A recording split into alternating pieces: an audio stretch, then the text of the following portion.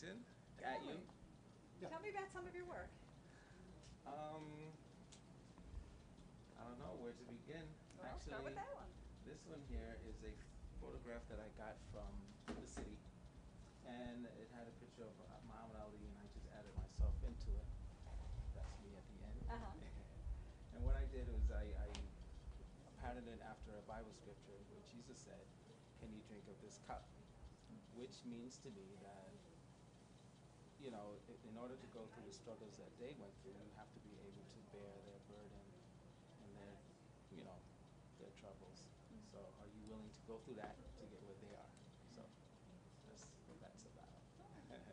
And this is just a festive piece about good morning and dancing, having just a festive piece, that's all.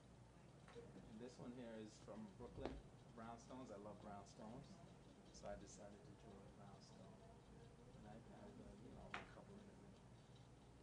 Now, when you come up with, say, a couple like that, do you copy it from anything, or it just comes out of your mind? This one came directly out of my mind, but this one here was copied from a photograph. Except me, of course. Okay. And what about this one? This one here is a reverend who's reflecting on the fact that he has to preach in front of the audience. So he's kind of getting his thoughts together, getting his direct message from God, you know, kind of thing. So that's what that is. Okay. Now, is this from a picture? That is from a picture. This is from a young lady on my job. That's her daughter. And the way the photograph was is that the girl was just looking up at, I guess, a teacher. It didn't show what the girl was looking at. So I just added the rest of it. That's so beautiful. Did she get a copy of that one? Yes, or? she did. Yeah, she Is loves this it. the original, or did you copy That's the original. I gave her the copy. Okay. Yes. And this one is just something out of my head. Nothing in particular. Okay. Who's this young lady?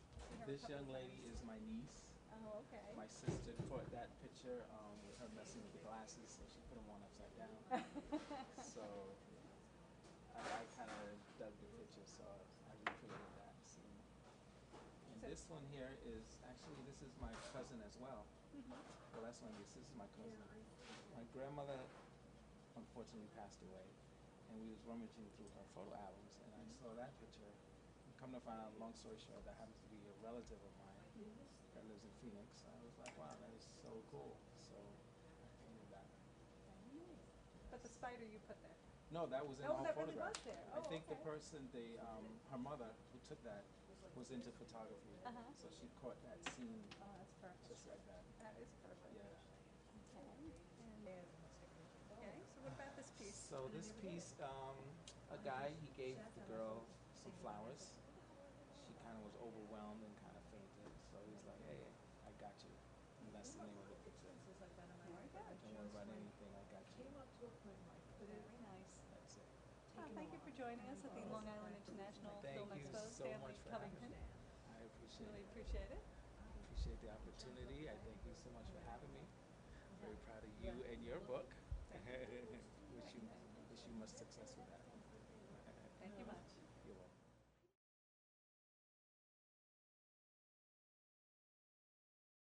I'm so glad you can join us today at the Long Island International Film Expo. Can you tell us about your latest books? My latest book is Dear Neighbor Drop Dead, and it takes place on Long Island because they tell you to write what you know. And it's about two next-door neighbors who make each other miserable, can't stand each other, until they discover a secret that happened 70 years ago that kind of puts them on a very different path. And it's what happens on their very, very funny but heartfelt journey. Oh, that's good. Okay. Great, let's see if I can be so succinct. Okay, so my latest book is called The Smart One. This is a sister story, and it's also a humorous book, but it has an incredibly macabre crime at its core. What I did with that book was I found a true crime that happened in my backyard in Long Island, where somebody discovered a dead body in an industrial drop. Turned out to be a pregnant woman who was murdered by the homeowner some 30 years ago. And that happened so close to home, I couldn't shake that story. So I decided to make that the issue of the plot, that my three sisters are the ones who wind up discovering the dead body, and that sets in motion the arc of their relationship. They sum that up so nicely. That is just wonderful. We thank you so much for being with us here today at the Long Island International Film Expo and part of our Artist Lounge. Thanks for having us. Thanks for having us. And that's all the time we have. We'll be here all week.